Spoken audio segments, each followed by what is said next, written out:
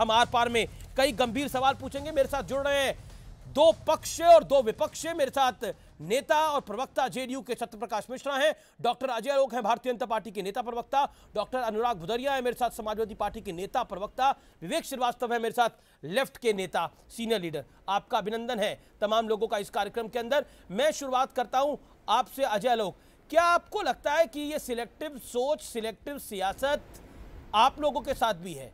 आप बांग्लादेशी हिंदुओं पर तो बोलना चाहते हैं, लेकिन हिंडनबर्ग के मामले पर एनडीए भी सिलेक्टिव हो जाता है।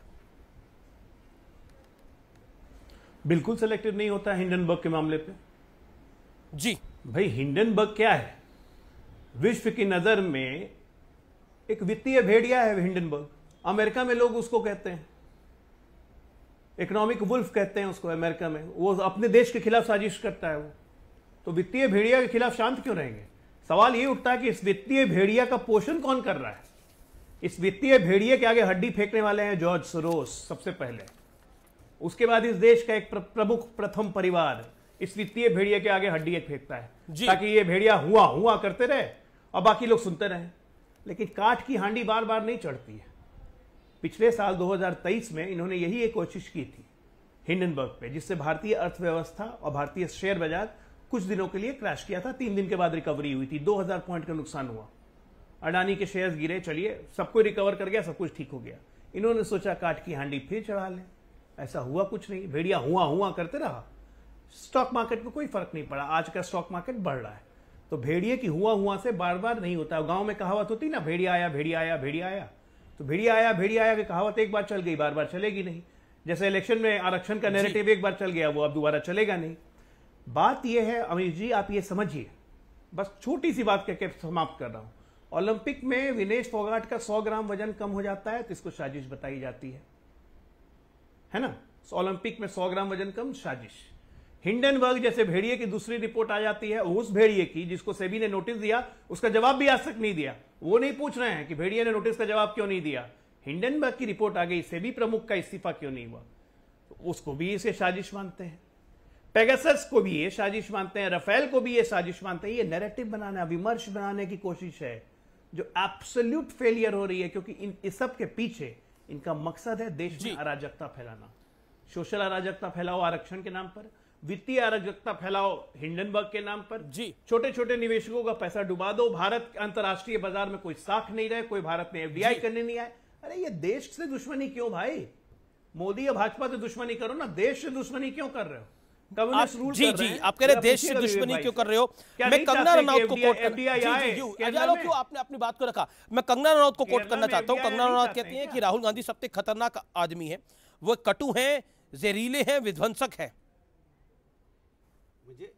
मुझे लगता है कि भारतीय जनता पार्टी को भाषा की मर्यादा सीखनी चाहिए। किसी के लिए किस तरह के शब्दों का प्रयोग नहीं करना चाहिए। कंगना जी को भी कम से कम राजनीतिक भाषा का ज्ञान होना चाहिए, जो उन्हें मुझे नहीं लगता है कि है। हालांकि होगा भी कैसे, क्योंकि भारतीय जनता पार्टी की भाषा शैली ऐसी है, उनके नेता तो इस तरह की बातें पार्लियामेंट के अंदर भी करते हैं। पार्लियामेंट के अंदर जब वो गालियां बक सकते हैं तो बाहर अगर इस तरह की भाषा। एक अनुराग प्रश्न ये है कि आप लोग हिंडनबर्ग की रिपोर्ट पर बढ़ चढ़ के बोल रहे हैं, लेकिन बांग्लादेशी हिंदुओं पर आप शांत हैं। देखिए, तो ये सिलेक्टिव सियासत ही तो है। देखिए, मतलब देश के खिलाफ कोई एजेंडा है तो उसको पकड़ लो, और बांग्लादेश में हिंदुओं को टारगेट किया जाए तो उस पर चुप्पी साध लो। क्यों? जब फिलिस्तीन पे बोला जा रहा था तो बांग्लादेश मैं दोनों पे बोल देता हूं। जैसे हिंडनबर्ग की बात आई, हिंडनबर्ग बार बार ये रिपोर्ट अगर देता है, कहता है, तो अगर उसमें जांच हो जाए तो क्या दिक्कत है? एक बार जांच हो जाए तो उनका भी ये पता, देशवासियों को पता चल जाएगा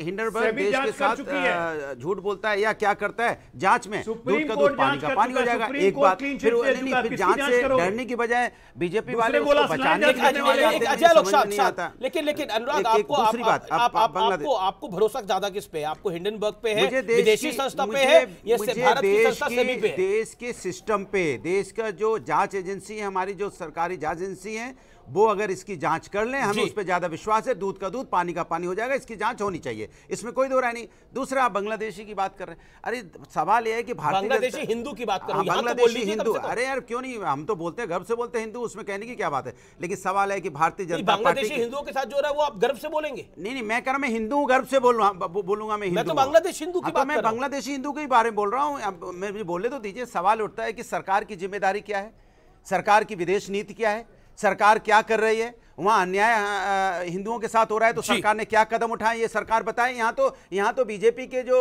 सहयोगी कार्यकर्ता हैं, किस तरह से हमारे शाहजहांपुर के लोग हैं, उन्हें पीट के भगा दे रहे हैं, कह रहे हैं ये बांग्लादेशी है। बताइए आप, नहीं आपने गाजियाबाद में देखा? तो मैं सरकार से निवेदन करूंगा कि सरकार अपनी जिम्मेदारी निभाए। सरकार, हाँ तो आप सरकार ने माहौल पैदा करते हैं आप, फिर आप मतलब आप जिम्मेदारी सरकार की होती है, सरकार की जिम्मेदारी होती है कि आप जो हमारे बांग्लादेशी हिंदू हैं उनकी सुरक्षा रक्षा करने के लिए आप क्या कर रहे हैं? सत्य प्रकाश मिश्रा, ये सिलेक्टिव सियासत है या फिर ये एक तरह का पॉलिटिकल मोतियाबिंद है? मैं दोनों पे बात रख दूं। भारत एक विकसित आर्थिक साम्राज्य है, विकासशील आर्थिक व्यवस्था है। उसमें विदेश की वो कंपनियां जो इकोनॉमिक टेररिज्म फैला रही हैं दुनिया में, उसके प्रवक्ता बन गए हैं तमाम विपक्षी दल के नेता और राहुल गांधी जी। अगर सुप्रीम कोर्ट ने इस वर्ष के जनवरी में कहा कि अगर मुझे कोई ऐसा टेंटेटिव और ठोस सबूत मिलेगा सेबी की जांच में कि कोई बाइस्टनेस्ट है, तो मैं इस जांच को दूसरे एजेंसी को ट्रांसफर करूंगा। सुप्रीम कोर्ट के सामने ऐसी कोई ठोस सबूत सामने नहीं आया जिससे सुप्रीम कोर्ट हिंडनबर्ग के मामले में और सेबी से संतुष्ट था, उसने अपना फैसला दिया। मेरा यह सवाल है कि भारत की तमाम पॉलिटिकल पार्टी भारत के राष्ट्रीय हितों पे क्यों समझौता कर रही हैं? वो क्यों नहीं मानना चाहती, विपक्ष के कांग्रेस की पार्टी, समाजवादी पार्टी, टीएमसी और अन्य आम आदमी पार्टी, कि दुनिया में जब आप आगे बढ़ेंगे तो ऐसे शॉर्ट सेलर कंपनी, भेड़िए जैसी कंपनी अमेरिका की या किसी अन्य देश की आपकी आर्थिक स्थिति को, आपके आर्थिक साम्राज्य को तबाह करने की कोशिश करेगी। लेकिन सत्यप्रकाश मिश्रा, मेरा काउंटर सवाल है, सरकार में आप है, विश्वास तो आपको भी दिखाना होगा ना, दिलाना होगा विपक्ष को। सर्वोच्च न्यायालय ने एक बात कह दी सेबी के इन्वेस्टिगेशन पर हिंडनबर्ग के मामले में कि सारी चीजें ठीक है, अडानी का इसमें कोई रोल नहीं है, तो आपको सुप्रीम कोर्ट को मानने में दिक्कत क्या थी? क्या विपक्षी दल सुप्रीम कोर्ट की संवैधानिक स्थिति को चुनौती देना चाहता है? सवाल यह है, क्या विपक्षी दल भारत को तबाह करने वाली शक्तियों का प्रवक्ता बनना चाहता है? क्योंकि हम एक विकसित आर्थिक साम्राज्य है। यह बात समझना होगा कि राष्ट्रीय हितों पर एक साथ एक कदम आपको खड़ा होना पड़ेगा, चाहे वो बांग्लादेश का मतलब हो, चाहे वो बांग्लादेश बीजेपी की सांसद है कंगना रनावत, वो कहती है राहुल गांधी एक सबसे खतरनाक आदमी है। राहुल गांधी ने पिछले 10 वर्षों में विदेशों में जाकर जैसे जैसे भारत के खिलाफ भाषण दिए हैं, क्या वो एक प्रतिपक्ष के नेता को, एक बड़ी पार्टी के नेता को शोभा देता है? क्या भारत की धरती पर हम लाख असहमत हो जाएंगे, एक दूसरे के साथ संघर्ष करेंगे, लेकिन विदेशी धरती पर जाकर भारत के लोकतंत्र को बदनाम किया था Rahul Gandhi. Vivek Shrivastava, Vivek Shrivastava, okay, let me get Vivek Shrivastava, hold on sir, hold on, Vivek Shrivastava on screen. Vivek Shrivastava, my straight question to you tonight is, क्या आपको लगता है ये जो सिलेक्टिव बॉन्ड है, ये जो सिलेक्टिव सियासत है, ये जिसे कहते हैं, ये मैन्युफैक्चरिंग ही ऐसी है कि कुछ मुद्दों पर बोलना और कुछ मुद्दों पर नहीं बोलना, बांग्लादेशी हिंदू पर कुछ मत बोलो, बिल्कुल चुपचाप रहो, और हिडनबर्ग रिपोर्ट पर दिन रात सुबह शाम 24 घंटे के अंदर राहुल गांधी का रिएक्शन आ गया, लेकिन बांग्लादेशी हिंदुओं पर नहीं आया।